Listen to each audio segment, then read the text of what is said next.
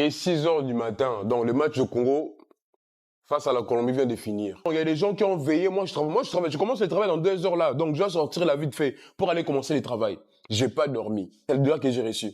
Que j'ai ressenti pire encore. Pourquoi à chaque fois, même quand on a l'occasion, on doit commencer à calculer. Quand on siffle plein de fautes, encore hors-jeu, jouez les ballons. Mais je vais dire quoi? Bakambu en tout cas, Bakambu, franchement. Les amis, je ne suis pas footballeur, je suis artiste, mais à un certain moment, on a un ras-le-bol. Franchement, on a une équipe qui est soutenue par un peuple de plus de 100 millions d'habitants. Tout un pays est réveillé pour vous suivre. Vous avez les présidents qui se déplacent pour venir voter. Vous avez tous les soutiens. Mais nous offrir ce spectacle, franchement, ce n'est pas à la hauteur de nos attentes. Mais c'est quoi ce spectacle que vous nous offrez là? Regarde le Sénégal. Regarde la Côte d'Ivoire. Même s'ils étaient en train de perdre, mais vous sentez quand même qu'il y a une équipe qui joue. Il y a que notre gardien qui souffre. Franchement, je suis trop déçu de cette équipe. Je vais aller dormir, je vais me réveiller et j'espère que ce match-là que j'ai vu aujourd'hui, c'est un cauchemar. Je vais répéter. Là, je vais aller dormir, je vais me réveiller et j'espère que ce que j'ai vu aujourd'hui, c'est un cauchemar. Parce que je sais pas si aujourd'hui on a joué à The Ball is là-bas, mais il y a trop de choses que j'arrive pas à comprendre. Le ballon, il brûle. Dites-moi juste, est-ce que le ballon, il brûle? Parce que ne pas savoir aligner contrôle-passe, les frères, vous êtes professionnels là, à un moment donné. On peut rien y faire en fait. La Coupe du Monde, c'est tous les 4 ans. Ça fait 52 ans, on n'y est pas allé. Vous y allez, vous jouez comme ça? C'est quoi ça, les gars? Je peux comprendre que l'adversaire, il est plus fort que nous, mais l'état d'esprit pour courir. Y a pas besoin d'être technique pour courir. Dans l'engagement, dans l'état d'esprit. Le langage corporel, tout le monde est comme ça. Tout le monde regarde le sol. C'est quoi? Ils ont plus faim que nous sur tous les duels, ils sont devant nous. Le premier ballon, second ballon, ils y sont. Nous, on est où, nous? On est où? Des Masuaku, mon frère, des joueurs, ils ont le temps d'avancer. Non, toujours centrer des centres bizarres qui finissent toujours en touche. La 6 mètres pour l'adversaire. On joue l'Ouzbékistan, dernier match, s'il vous plaît. Les gens, ils souffrent. Les gens, ils ont souffert. Là, déjà, ce qu'on a vu, déjà, c'est une abomination collective, en fait. Tout le monde a subi cette abomination. 4 heures du matin, vous faites les gens, ils taffent le lendemain. Ils prennent le temps de regarder le match. C'est très fort, mais la RDC, c'est très décevant ce soir. Plus que mérité. La Colombie a roulé sur la RDC aujourd'hui. Ils ont été supérieurs dans tous les domaines. J'ai rarement vu une équipe congolaise subir autant de situations en si peu de temps. Parce que la réalité des choses, c'est qu'en 15 minutes, si Mpassi n'est pas dans les buts, il y a déjà 3-0 pour la Colombie. Il y a déjà 3-0. Mpassi a fait 9 arrêts. 9 arrêts dans ce match avant de craquer sur le but colombien. 9 parades de Mpassi qui a été abandonné par sa défense et heureusement qu'il était là parce qu'il a retardé l'échéance. Mais aujourd'hui, quand tu vois à quel point la Colombie est venue pour te mettre de l'intensité, des mouvements que tu n'arrivais pas à combler, des déplacements, des combinaisons, des gens une touche de balle, où toi tu restes en place aligné avec ton 5-3-2, toujours une seconde de décalage et quand tu es en retard sur le porteur, on parle de James Rodriguez, on parle de Luis Diaz, on parle de joueurs capables de te mettre une passe en une touche. Donc forcément, si tu laisses un joueur comme ça libre, il va te mettre une passe millimétrée dans les pieds d'un joueur qui va faire un appel. Combien de fois dans ce match on a vu des déplacements? Combien de fois on a vu la RDC avoir le ballon et le perdre en faisant 2 passes, 3 passes et perdre le ballon? Au bout d'une mi-temps, là, à la première mi-temps, il y avait 68% de passes réussies pour la RDC. Vraiment, vraiment dans une période délicate et ça a été très dur pour le Congo. Mais ça s'explique aussi que tu n'exploites pas les qualités que tu as. On sait que la RDC est une équipe solide défensivement. C'est votre point fort.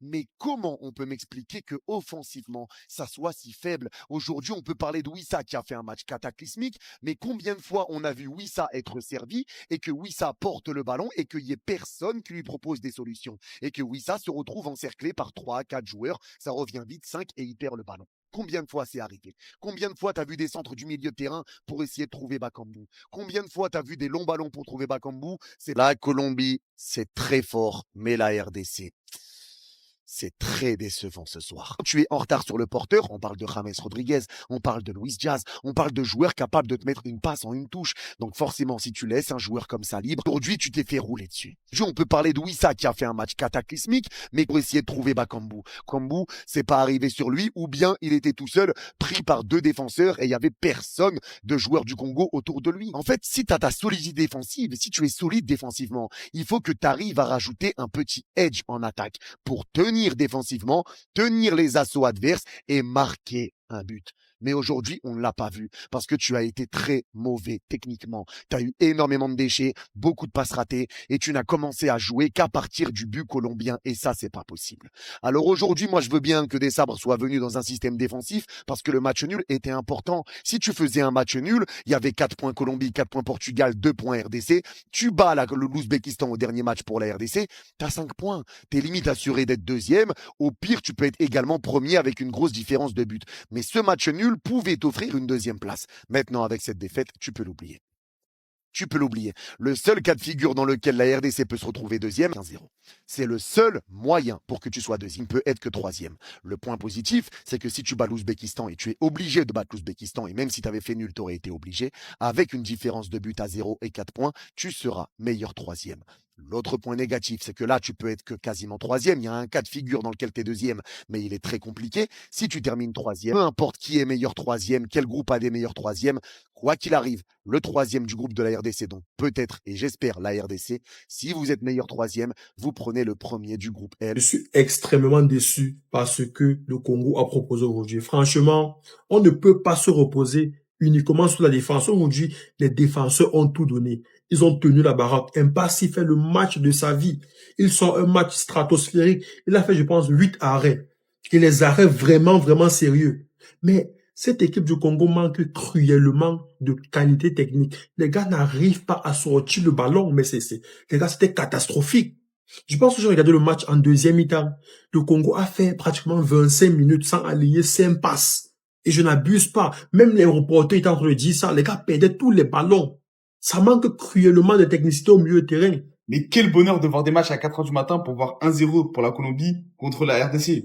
Tellement la Coupe du Monde ou Matrix, ça devient inquiétant. Bon, bravo les frères, vous êtes qualifiés. Franchement, c'est mérité. Ils ont grave dominé, ils ont eu beaucoup d'occasions. Luis Diaz, il a marqué 2 buts. Un but hors jeu. Moyen. Et un autre but où il y a une soi-disant faute. Pareil, la faute, pour moi, il n'y a pas faute. Mais bref, donc du coup, le match aurait dû finir en 2-3-0. Le Congo, pour moi, ils n'ont pas eu de grosses occasions. En tout cas, pas assez pour aller gagner ce match ou même pour aller chercher un match nul. Et on l'a vu de toute façon. Ils ont paniqué contre la RDC, les frères. Je vous le dis, ils n'étaient pas sereins. Sur la fin de match, ils n'étaient pas sereins. Pour commencer à renvoyer des ballons sur le terrain, pour casser le rythme, pour casser le jeu, pour gagner du temps, ça avait beau être la RDC en face. 8e de finale de la CAN, donc c'est pas forcément l'équipe africaine la plus dangereuse, ou en tout cas sur le papier. Malgré tout, les Colombiens n'étaient pas sereins. Quand ça rentrait dans l'anti-jeu comme ça, qui pour moi c'est un anti-jeu scandaleux. Là, c'est un membre du staff congolais qui est rentré sur le terrain pour dégager ce ballon, pour retirer ce ballon du terrain. Et ça arrivait plusieurs. C'est dommage de voir ça aujourd'hui sur le terrain, mais d'un côté, les Congolais peuvent être fiers par rapport à ça. Parce que ça montre que cette équipe de Colombie, qui pour moi est une des meilleures équipes de cette Coupe du Monde, voilà, franchement, c'est une des équipes qui m'a fait le meilleure impression dans cette Coupe du Monde. Et en particulier même dans cette première mi-temps contre la RDC, où si du côté du Congo, t'avais pas un grand Mpassi, ça aurait pu être plus compliqué. Ils ont vraiment, vraiment paniqué. Donnez-lui 15 millions, donnez-lui 60 millions, donnez-lui même 100 millions d'abonnés. Ce sera toujours pas assez pour ce qu'il a réalisé aujourd'hui. Donnez-lui un point. Je sais pas, vous vous débrouillez, je sais pas comment vous faites, mais vous lui donnez un point. Parce qu'un mec qui fait 8 arrêts comme ça et qui se retrouve avec 0 point, une défaite sur le dos, c'est horrible. Lionel Mpassi vient de réaliser un match all-time. Un match qui est top 3 des meilleures performances des gardiens dans cette Coupe du Monde et très largement. Et le pire, c'est que le seul but qu'il prend, c'est sur une frappe contrée. Ce mec-là, il mérite de prendre un point tous les jours. À la 25e minute, il avait déjà 5 arrêts. Si la Colombie, elle arrive pas à 2-0 minimum à la mi-temps, c'est parce que ce mec-là, c'était un mur. Au final, dans ce match, elle a réussi plus de choses, elle a été plus juste techniquement que cette équipe de la RDC offensivement. Et franchement, offensivement, aujourd'hui, il n'y avait pas photo entre les deux sélections. Mais me dire que ce monstre, Mpassi, finit à 0 point et prend un petit but pour perdre 1-0 sur une frappe contrée, Lumumba n'était pas loin de voir son équipe rentrer un petit peu plus dans l'histoire. Parce que arracher un match nul contre le Portugal, ce qui est pas passé loin en vue de la performance d'Mpassi, ça aurait été encore plus légendaire. 1 point, il te reste l'Ouzbékistan, normalement ça doit faire 3 points. Si ça fait 3 points, t'es à 4. Et très très logiquement, tu seras meilleur troisième. Donc la RDC est toujours maître de son destin, mais contre l'Ouzbékistan, il va falloir entreprendre un petit peu plus de choses. Aujourd'hui, on a eu trop peu de choses à se mettre sous la dent. 2 matchs, 6 points, 2 victoires. Premier du groupe devant le Portugal, la RDC et l'Ouzbékistan.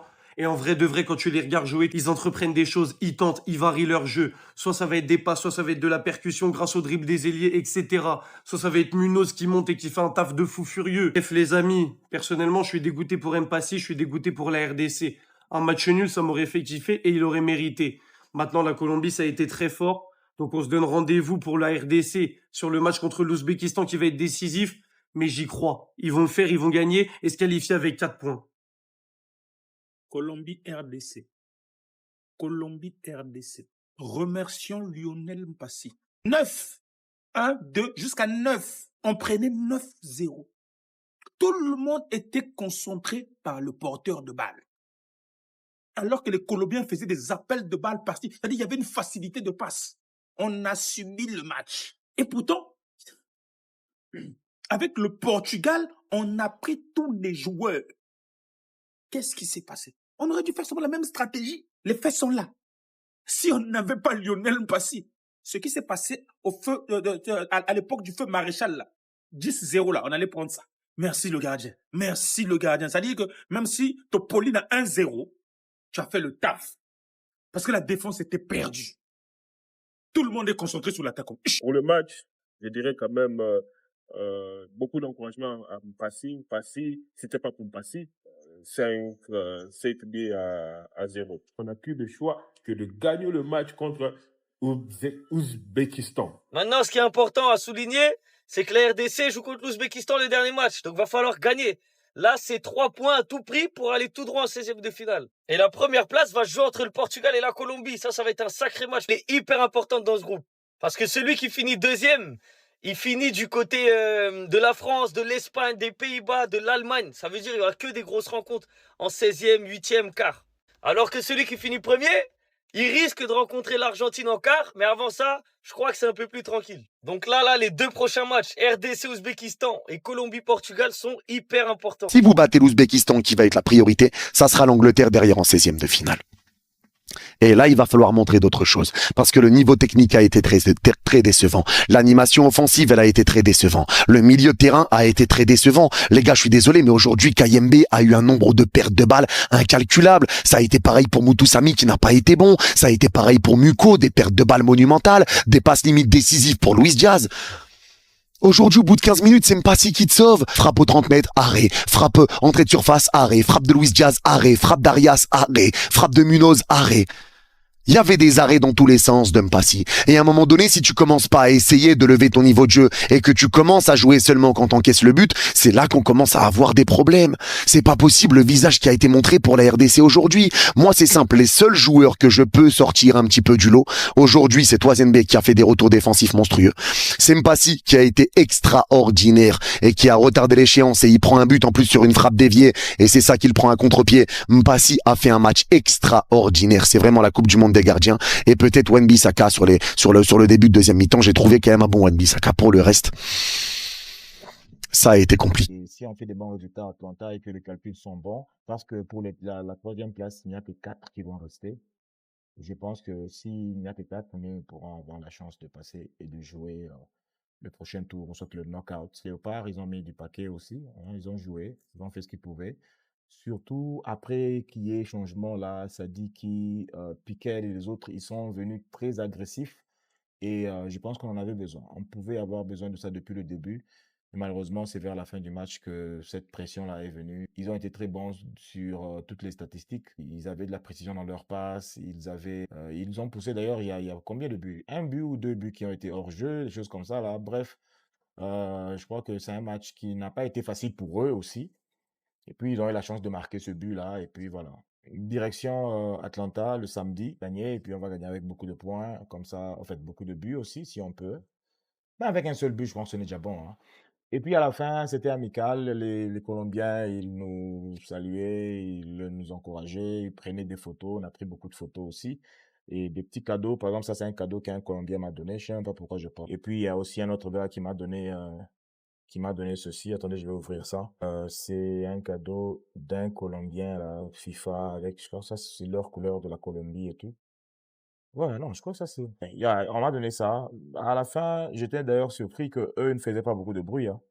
Si c'était nous qui avions gagné, à la fin du match, là, on devait danser, crier ou quoi que ce soit. Mais eux, ils chantaient un peu, mais ils étaient plus en train de sortir pour rentrer chez eux. Bref, voilà, c'est tout ce que je pouvais vous dire par rapport au match et au stade de la science exacte. Tout ce qu'on a à faire, c'est juste de faire de notre mieux pour aller au prochain tour. C'est dur. On verra avec le dernier match. Il nous reste encore de quoi se qualifier. On attend le dernier match contre l'Ouzbékistan. On verra ce que ça donne. Le Congo va se qualifier. Dernier match là, il va se qualifier. Ça ne souffre pas. Moi, je suis sûr à 100%. Ah, c'est pas terminé, hein. Le chemin s'arrête pas encore pour nous. Il nous reste 3 points à prendre face à l'Ouzbékistan. Franchement, les gars, Ouzbékistan, ils restent tous bêtes. On va perdre ton pire. Arrêtez, les gars. Il nous reste un match contre l'Ouzbékistan, ma gueule. On n'a pas le droit d'y croire. Ouzbékistan, ma gueule. Frère, dans le nom de leur pays, il y a un mec, il a un smoking avec des chaussettes blanches. Un smoking dongui, ma gueule. Il glisse en arrière, ma gueule, avec des cheveux défrisés. Arrêtez d'abuser, mon frère. On a quand même le droit d'y croire, mon frère. On sait pas si c'est Ouzbek, ma gueule, Jackson ou Pakistan. Faut arrêter, cousin.